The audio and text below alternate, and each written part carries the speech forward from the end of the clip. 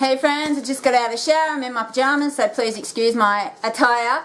But I wanted to share with you guys a really important insight that I've had that I believe that will help you guys as well. So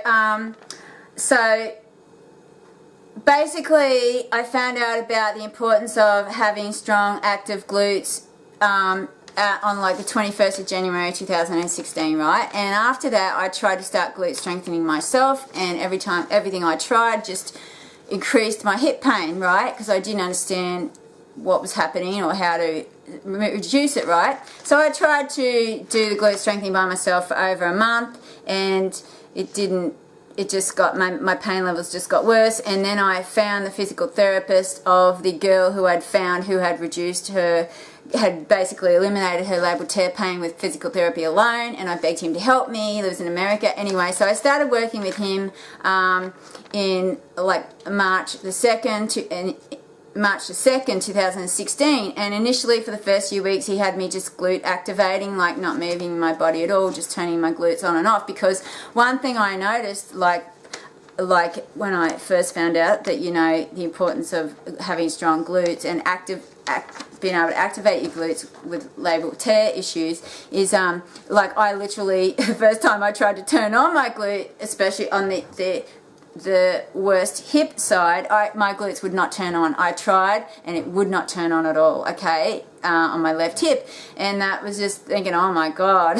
So anyway, so that was the start of the process. Anyway, so after like glute activating for about 2 or 3 weeks, and I had another appointment with the PT, and then he had me start trying to do some glute strengthening exercises, but everything he suggested aggravated the labral tear pain again, like, you know, and made it more unbearable than it normally was. But the other things he had me do after the first appointment with him was go on crutches for as long as it took, he said, but he said it should be about 6 weeks. And he also had me do a hip mobilization exercise that also aggravated the pain and the labral tear. So I was in such a bad way. Anyway, so then, like I said, I had a stroke of luck. One of Mark Philippon's patients contacted me. She told me the sort of glute strengthening exercise she was doing. I found one in there that made me realize that if I could pull the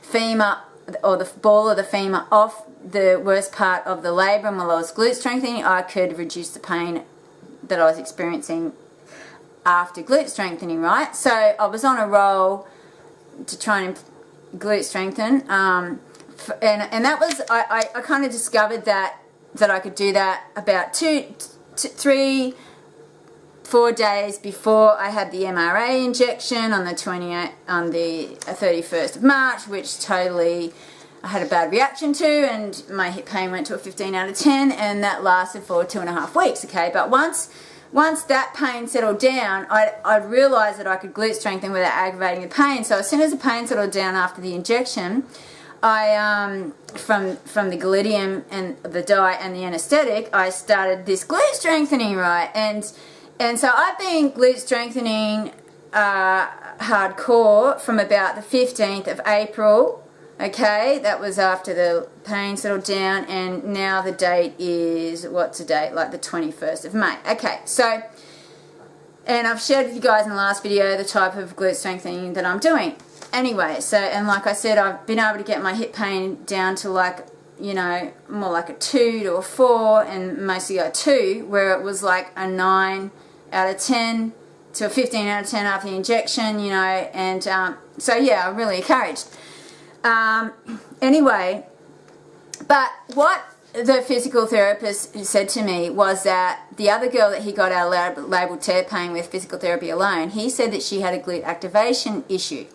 And I hadn't really understood the full extent of that until now, because, like, you know, you think she had a glute strength issue, but it's not just about the strength, it's about your glutes actually turning on when they need to guard the joint. I realise now, because I got a journal paper that was recently published by Chris Powers and co, and it showed that after a short amount of time of glute strengthening, the area in the brain responsible that was kind of wired to your glutes got larger, okay? So And that's what I mean, what the amazing thing was, like I said, back in January when I tried to turn on my glutes for the first time, they wouldn't turn on. But now, well, what's happening is, right, after about, so it's probably been about 5 weeks I've been, you know, able to glute strengthen without increasing pain levels. And I've been going pretty hardcore every day because that's what I'm like. And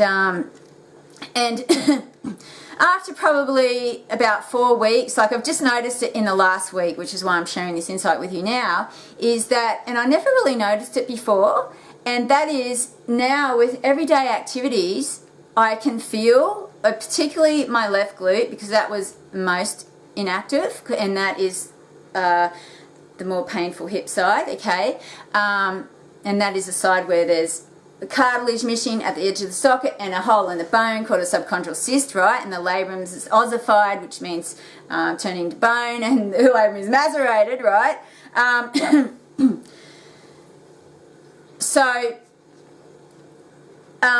But anyway, yeah, for the last week, I've noticed that just walking up the stairs, I feel my glute, my left glute turning on. I'd say it's my glute max.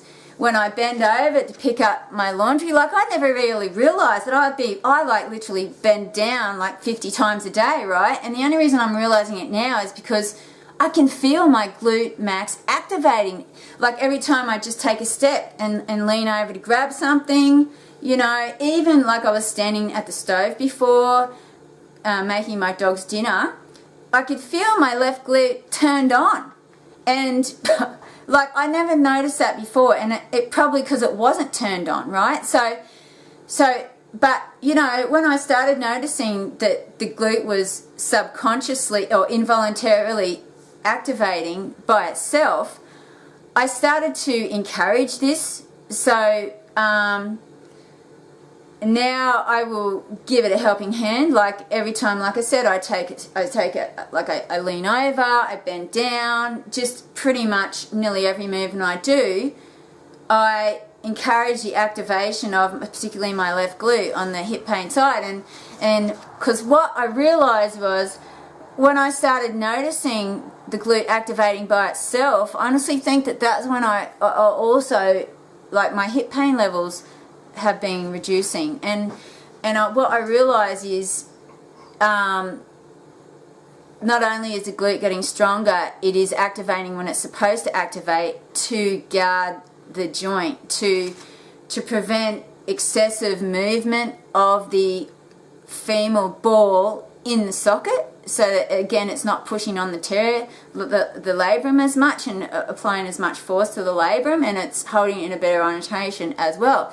So yeah, and I really do feel that I think the glutes, yeah, are guarding the joint, you know, from, and the labrum and the cartilage this way from damage, you see. So yeah, so I, for what it's worth, I wanted to share that with you guys, that, you know, maybe, you know, in your everyday activity, like when you squat down, like when I'm putting the clothes on the line, when I pick up my dog, you know, when I'm working in the garden, every time I squat down, I bend, whatever, my glute's going on, particularly my left. My right glute max works better on its own, and like I noticed that in the beginning, but my left glute, you know, so yeah, my brain is getting really well wired to my left glute, and I really do think that that's one reason why that's helping to keep the inflammation down in the joint as well, like because yeah, the joint is getting more stable because those glutes are activating when they're supposed to, and they're stronger than they were before. Okay, so I hope this video has been helpful. I hope I haven't forgotten anything. I haven't written any notes, so I don't know if I remembered everything, but hopefully this is enough information to help you in your reduction of hip pain journey. And thank you so much for watching, and I'll see you later.